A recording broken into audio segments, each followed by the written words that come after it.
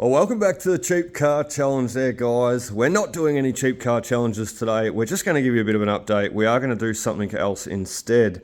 So look, the bit of an update on the Commodore here, the cheap car challenge. If you've not watched any of those videos, I implore you to go back and check them out because they're a lot of fun. We actually picked this car up very, very cheap, $200. It was registered. We drove it home. We actually started ripping it apart and doing a heap of work to it. And well, it's in a lot better condition than what it was, once was, and it doesn't look that way right now, but the next job that we're doing at the moment is sanding it back.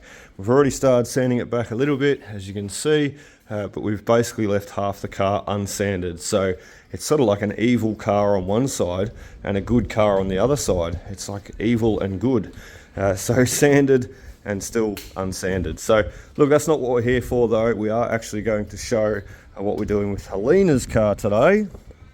Too many cars, too much going on, and basically a lot of mechanicking to do on all of them. So we've got in the shed here Helena's SS, and basically she's had this car for years now. She saved up and bought it, and about 4 years ago. And look, we've had a lot of work done to this car. It's lowered, it's got rims on it, it's actually had a smash in the passenger side. We had to fix all that up. Helena actually got T-boned, which was really, really unfortunate because this is a spectacular SS and it's in great condition. And look, if I didn't tell you that, you wouldn't know. So look, what we're doing though is we're replacing Helena's alternator because last probably 6 months, basically Helena's been driving to her new job, and it's only about 5 minutes down the road. She used to drive to a job for years that was about half an hour down the road, so never ever had any issues. And this being a V8, an LS2 Gen3 V8 motor, there's a lot of cylinders to turn over. So there's a lot of work for that battery to do to start this motor. Start, stop, and not getting that drive runtime in between for the alternator to replenish the charge. So that's what I thought was the problem. However, Helena's got gauges, being a fancy SS as it is. Helena's got gauges in her car here. Let me show you them. No, you can't see them. One is oil pressure, one is water temperature, and the other one is voltmeter, so battery voltmeter. It's probably not in that order, but that's what you've got displayed on the dash. Now, what's funny is when you start the car, the voltmeter kicks in from 12.3, 12.4, thereabouts. A charged battery should be about 12.3, 12.4. So it starts the car. You can see the draw coming out. It goes down to about 11.8 volts. And then as soon as it starts up, the alternator kicks in, the little sensor, the motor, the diode on the back, it kicks in with the alternator and it starts producing the charge. And you see the voltmeter on the dash here go up to around the 14.3 thereabouts volts. So that's telling me one thing: the alternator's doing its job fine. So why is it flattening the battery? Why is it giving Helena issues where she's going to start the car to come home from work and it's not starting? The battery is dead flat. We keep a jump pack in this thing all the time for that reason, because the battery, it lives in the boot here, as you know, in the VE Commodores. And the battery sits in the back here, and the battery is just diminishing its charge every single time. There's got to be a reason for that. So something's drawing power. So as you can see, I was pulling fuses out. I was having a bit of a look in the fuse lid there. I even disconnected her sub and her amp because sometimes aftermarket stereos can be that issue. They can give basically those little gremlins and basically draw power charge and take away from your battery. So look, I've disconnected a few things. I've pulled out a few fuses. I've been running around with the multimeter and the test light, doing a few tests. As you can see, once again, in the engine bay, you've got another fuse box inside here. And what I come to conclusion was it is still the alternator. The alternator is the common culprit here. It's nothing else. It's not an aftermarket stereo. It's no other wiring or electrics or anything that Helena's got a fuse for that this car doesn't have, didn't have fitted in factory. Sometimes they put aftermarket options in or, fancy options in that the cars don't have, but they will still have a fuse in line for them, just in case you wanted to add it in, or if that car did have it in factory. So look, there's a reason why the power is drawing, and I did find out it is the alternator. However, the alternator's playing tricks because, as I said, when you start the car, it looks like it's, well, it is charging. It's charging the battery. So Helena's problem isn't the alternator charging, it's doing that fine. Helena's problem is actually the alternator's diode drawing power from the battery when the car is idle, when the car's stationary, when the car's sitting there locked up, whether it be at work or whether it be overnight in the shed here. Basically, the dodgy diode on the back of the alternator is drawing all her battery power away. We're going to show that. I'll just grab the multimeter out there and we will actually put it on the battery, and I'll show you exactly what it's doing, and I'll show you exactly how I found out the problem. Alright, well, let's now give you a look at what the alternator is doing and how I picked up on this fault and why I realised it actually wasn't the alternator itself. I mean, the alternator's doing its job charging. It's actually the diode on the back of the alternator, and I'll show you that when we pull the alternator out, what I'm actually speaking about. So what we're going to see now on the multimeter is around about, well, a bit lower than what I thought. It needs a bit of a charge, but 10.6, I thought it was going to be around 12 volts. I thought I had this battery charged up, but 10.6 volts, and you can see it's not fluctuating at all. It's standing quite perfect there at 10.6. As soon as I put this positive lead on, we've got the negative connected here. As soon as I put the positive lead on, we're going to see those volts drop straight down, around about the 2 volts. And it's just going to suck the life out of that battery. So as you can see, it's just racing its way down, and that's because of the bad diode, once again, on the alternator. So pretty much, as a bit of a simulation, what we're doing right here, Helena was driving the car, it was charging, the alternator was charging through the volt dash meter on the in the car. It was showing it was charging. So she'd turn the car off, she'd pull up at work, and while she was at work, this is what was happening. Let's keep that connection there with the multimeter. And you can see there, it's just sucking the life out of the battery. That'll go to 5.5 in a minute. And long story short, it was getting down to 2 volts, which is nowhere near enough to start a car. You at least require over 12 volts to start most standard engines out of a battery. So 12 volts is required. So 5.6 there, 5.5, here he goes, he's dropping down. So it goes all the way down to 2 volts. So look, great simulation there. And if I take the battery positive off and get it out of the way so it's not touching, the battery starts to replenish its cells. So you can see there it's going back up, 10.4, 10.5, that'll go back up to 10.6 where it just was a second ago. So look, the whole point of that being is we need to replace the alternator. It's bad, and look, Helena's been having a lot of issues with it, and that's not what we want. So we've got 2 options here. We can either replace the alternator together, a complete. It's $155 for an aftermarket brand new replacement. Or we can replace the diode for $77. Now, in my own opinion, I think replacing the alternator is a way better approach, because let's face it, if we replace the diode and we put the old alternator back in with a new diode, what's to say the alternator doesn't give problems later in future down the track? So a brand new alternator, it'll probably come with a 12-month warranty. We don't even have it yet. However, today, a good job in the shed while it's raining, start pulling it out. So we're going to remove the airbox, the power steering pump, the reservoir, everything we need to attack to get down to it, and I'm going to show you how. Let's go. Alright, well, first things first, we're going to grab a 7mm socket on the end of a gun.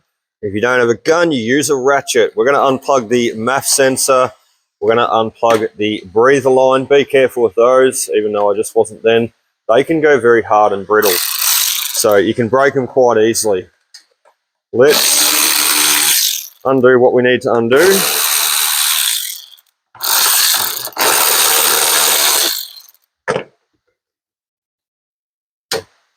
Straight away, probably didn't need to undo that second one. Straight away, we remove all the air intake plenum, and we're going to take this lid off, airbox lid off. Straight away, we've exposed a lot more of the engine. Now we're going to work on the reservoir. Right, well, to get the power steering pump off, that's quite a simple one. We just have a flathead screwdriver here. We stick him down the side, and there's a little tab. You push the little tab in, and he simply removes off to the side. Now, the main thing with this though is if we crack those lines, what's going to happen is we're going to leak fluid everywhere, all over the brand new shed floor. So what we're going to do is we're going to use some pinchers. We're going to pinch them off and we're going to start removing the pump.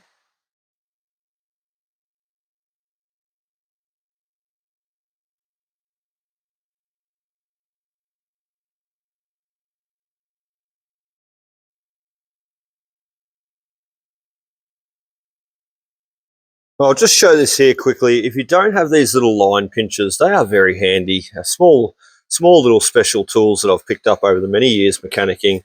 Look, if you don't have these, that's quite okay. They are things that I've got off the back of a truck whilst working. You know, the Snap-on truck rocks up or mechanic truck rocks up, and it sells all these awesome little tools to mechanics. And I've got quite a few little special tools like that. But look, if you don't have those, that's quite okay because you can simply use pair of standard vice grips. So what you do is just obviously wind them out. A little bit hard with the left hand, but you wind them out to the certain size there, and especially for this line here at the back, he's a lot thicker as you can see. This one's smaller at the front. So for the thicker one at the back, we may just use the clamp here, and that is not tight enough, so we're just going to tighten him up a little bit. But look, you get the point. You can just clamp him off with those clamps, and bingo, you've pinched the line off. You're not going to make a mess. All right, we've got our lines pinched off now, as you can see, quite simply. We're not going to make a mess anymore. We can remove the power steering reservoir and tuck him up out of the way. For now, though, I'm just going to sit him off to the side. What we first need to do, the next step to removing that power steering pump and getting down to the alternator, is 15mm ring spanner or even a ratchet, and we're going to drop that belt. So just come forward on your tensioner pulley there, and slide your belt off.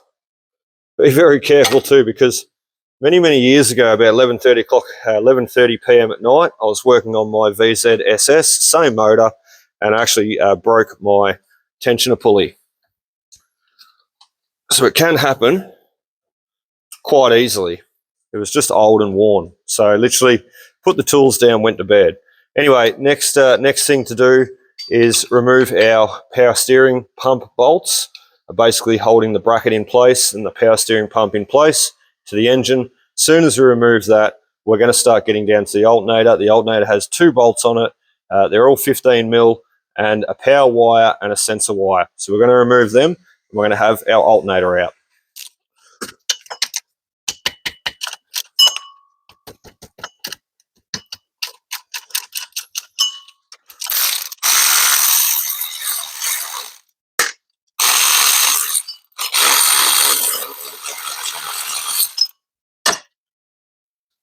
Well, just looking, we've removed the top and the side and the bottom bolt, and that runs off into a bracket for one of the idler pulleys. That's okay, we can remove that if we need. I was just looking down here though, we've actually got a little bolt running off and another one down below. So that's actually the power steering pump bolts. I missed those before, and I started attacking the bracket, and that's okay too because we need to remove the bracket and the pump. Look, get it all out of the way. What I'm going to do for now though is just remove those power steering pump bolts. They're smaller, they're 13. So we're going to remove those, top and bottom.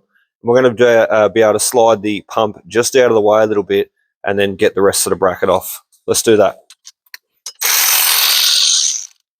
1 and 2. Straight through the pulling wheel.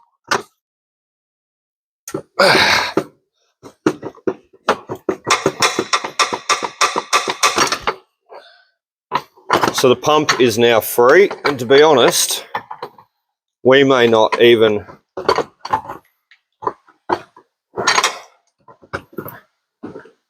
depends how far I can get it out of the way.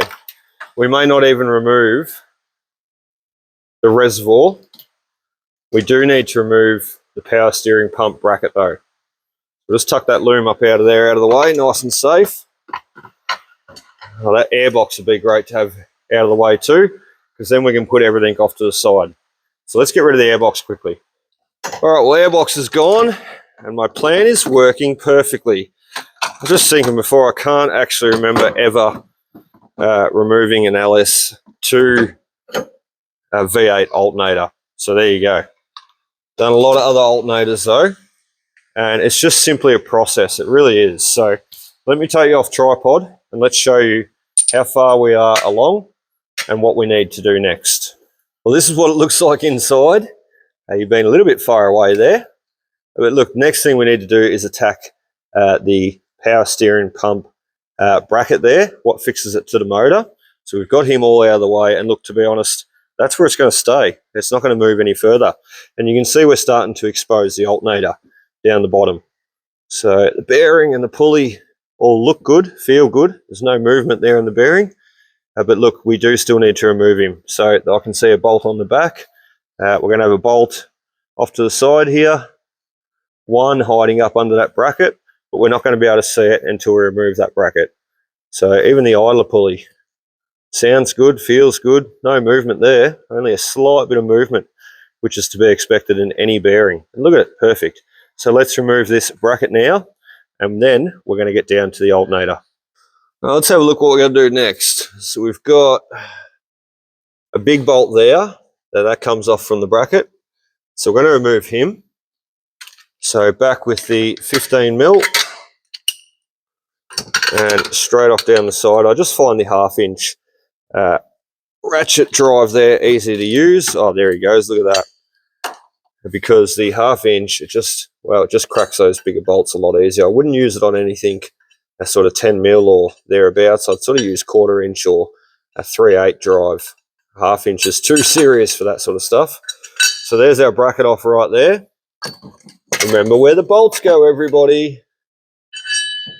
That'll be fine. We'll remember. And there is our alternator. So we've got the back bolt there that we were seeing before. We need to take him off. And we still probably, well, actually we don't need to remove this. So there we go. Now we've got the power steering bracket out of the way. That idler pulley, the bracket that fixes that to the motor, well, he could probably stay on, to be honest. We just need to remove the back bolt off the alternator, power wire running to the battery, and we make sure it's always disconnected. I've seen people take power wires off the back of the alternators there, and they've actually arced out on the body of the car.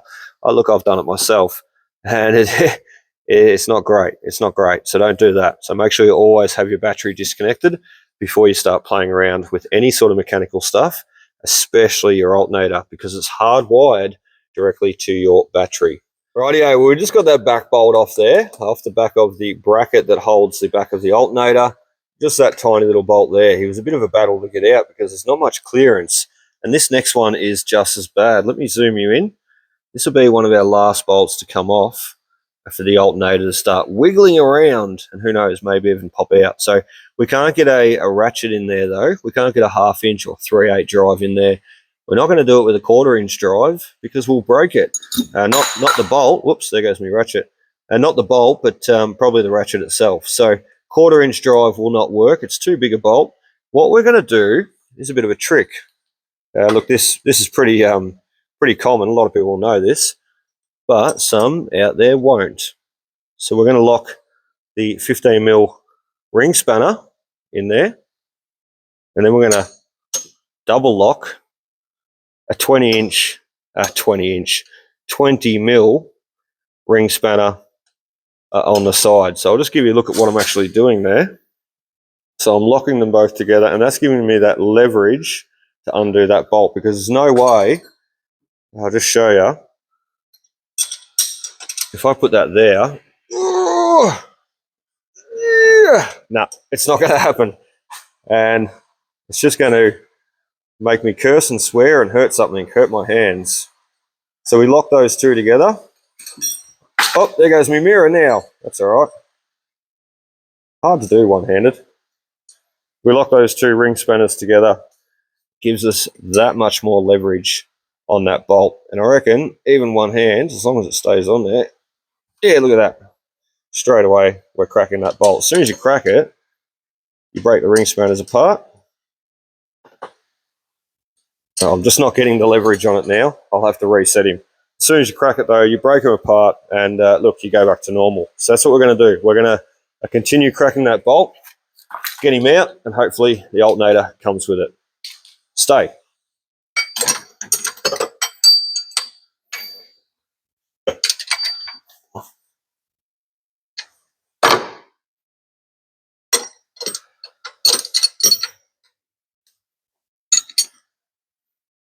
Perfect.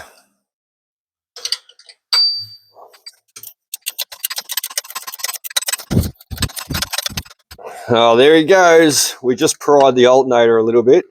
What you did not see is we just used a pry bar, stuck him in there, pried that alternator off, because this bottom bolt, you just got a little bit tight. When bolts get tight, you don't want to keep forcing them. There's a reason for it. So I just knew there was a bit of pressure on that alternator, so by taking, levering the alternator sideways a little bit, I knew it would take pressure off that bolt, and it's done exactly that. So don't ever force anything. Don't be in a rush when you're mechanicking. I know it's hard, but just patience and just persistence. And look, you've just got to stick with it. If I'm really frustrated, struggling, I go off and make coffee, and I'll come back. Don't let it try and get me too flustered. Over the years, that's one thing I've learned. Just leave it alone and come back. Because something that you won't get now, because of your, being frustrated or what have you, you come back and you'll get it straight away. I don't know how it works. It just works. So that bolt is a real struggle, because look at what he's doing. He's hitting straight on that aircon line. Without dropping that aircon away, we're going to have to get that bolt out of there before the alternator comes free. So we'll work that out next. Oh, got him. Oh, that was a battle. Right, just a bit of brute force on that one. And we managed to get him out. The camera keeps going in and out of focus there. I'll zoom you out.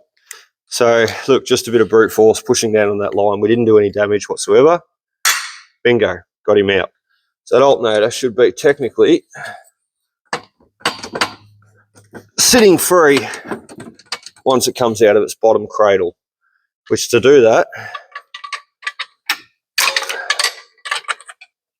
will just help along with the pry bar. There he goes. And there goes the power steering. Let's get that back out of the way. There is our alternator.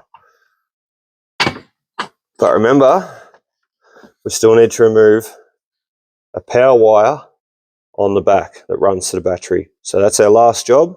Let's do that. We're going to have our alternator out. Right, well, I just went and double checked the battery. Always a good idea, as I said, and make sure you have that power disconnected. So what we're using is a 12mm ring spanner. Most standard alternators have a 12mm. Some do have a 13mm. So when you're attacking the power wire on the back, 12mm ring spanner, and you'll get him every time. And they're generally not that hard to crack. There he goes there. And you've seen me use the gun a little bit. Once I generally crack something, I find it safe to use the gun. So let's grab a 12mm socket and do that. All right, 12mm socket on the end of the gun. The little boot, the little protective rubber boot keeps flapping over, so it makes it a lot easier, doesn't it? Let's catch that bolt before he falls down. And there's a little washer on them too.